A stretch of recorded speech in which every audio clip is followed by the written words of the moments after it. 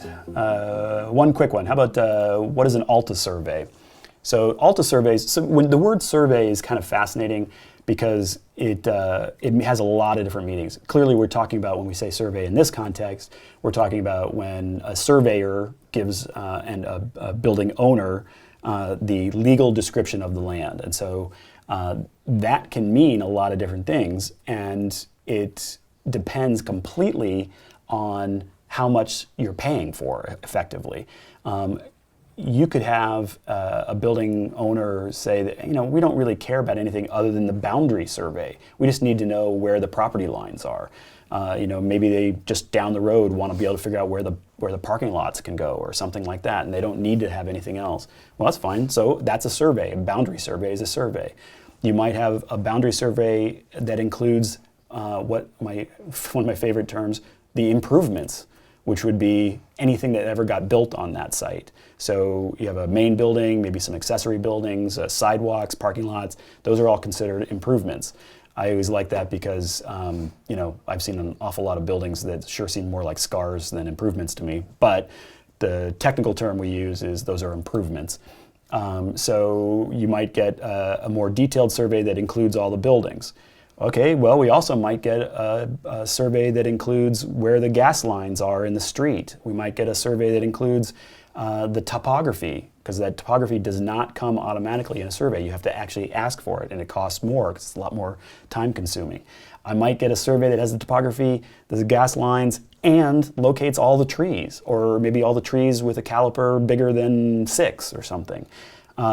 So there's all sorts of different levels of surveys that you can get. So the Alta survey, all that is I forget exactly what Alta stands for, but it's the American Land Title Association or something like that. So that's a group of lawyers, effectively, who are talking about title of land, and they realized, well, in a lot of different contracts here and there, somebody says, all right, you have to have a survey. Well, maybe the seller doesn't want to spend the money on a complicated one, and so they just do a boundary survey, but that doesn't show anything useful to the other people, and so, but it was contractually meeting the need of a survey. So they came up with this idea of the Alta survey, and there's nothing particularly meaningful about it. It's a survey type that has a series of specific issues that will always be covered. So it'll have the boundary shown, it'll have any of the improvements shown, it'll typically show where the main gas and water and all of that is. And there's a few other sort of items like that. But it's just sort of a grouping of issues that way the lawyers know that all of the stuff that will be needed is part of it. It doesn't necessarily include everything. The Alta survey wouldn't include the location of the trees or the topography or these other things. It just is sort of this basic, but it's kind of all the things you would normally need for a commercial project. Most of the time for residential, I wouldn't actually bother with an Alta survey. I'd do a simpler, cheaper version. But for commercial, almost all of the commercial real estate people will require an Alta survey.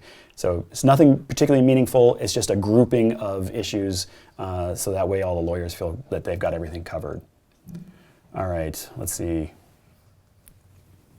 Talked about HID bulbs a little bit. Handicap ramps.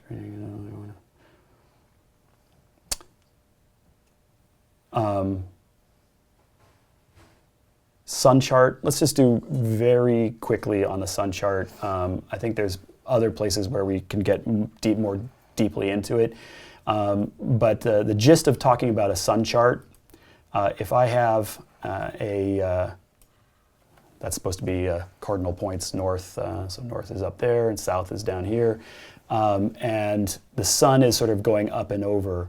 If you think about it, right at the sort of equinox, at the kind of height of spring and fall, it's effectively going to be coming, rising in the east. The sun will be rising in the east and kind of going right up and over towards the west. In the winter, it's going to rise from below that east-west line, and it's going to come up more like that. It's hard to draw in 3 dimensions, so I'm not giving it all that great of a justice here, but in the summer it's going to start higher than the east-west line, and it's going to go even higher up in the sky and then down. So from the point of where that building is, the charts are going to tell you that at different times of the year, the sun angle is going to be different. There's 2 different aspects to where that sun is placed in the sky. So one of them is, let's say, I'm going to do this spot right here. I think it might be easier to read. So let's say that spot right there. So one question is, how high off of the horizon is that?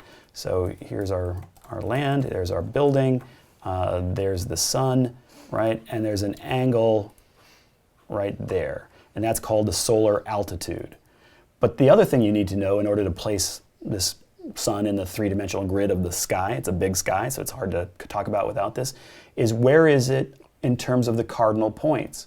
So at any given moment, so this would be in the late afternoon, if we kind of took a straight line down and then drew, when it hit the horizon, drew a line back towards the point that we're kind of doing this from, that would be the azimuth.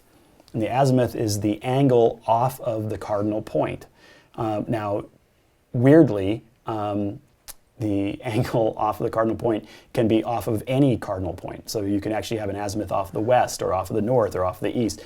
But almost always, for architects, we talk about it, at least in North America, we talk about it as the cardinal point off of south, because that's where it's useful. And so with those 2 numbers, you can say, all right, it's the winter, it's late afternoon. This is going to be a fairly low angle because the winter sun is low. And so I'm going to have a not very high solar angle. And it's late in the afternoon, and we know that the sun sets in the late afternoon, so it's going to be fairly far towards the west. And so those 2 numbers, we could place that sun very, very quickly and easily. Equally, if we were talking about the sun rising on a hot summer day, it's actually going to be rising north of east, and then it'll be going way up high.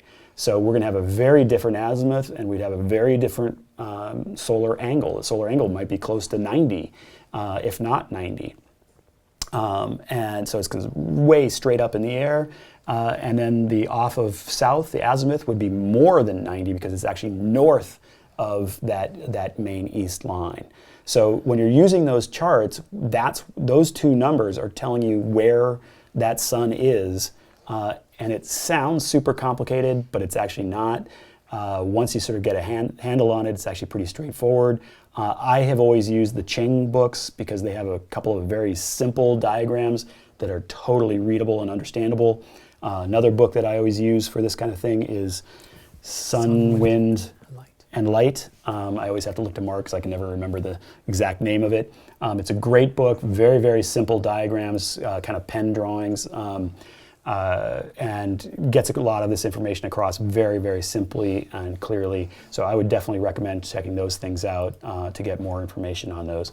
From these, you can actually now, once you sort of understand that, you can very easily look up in graphic standards and lots of other places. Here's a time of day, here's a latitude, what would be the solar angle and the azimuth in this location. And so those charts will actually tell you all of that information, but you can also just kind of figure it out. You can get pretty close just by kind of imagining it in your head. It's different in the winter than it is in the summer. It's different in the morning than it is in the afternoon, right? It's all pretty straightforward. You know how the sun works. Now it's just putting it into numbers.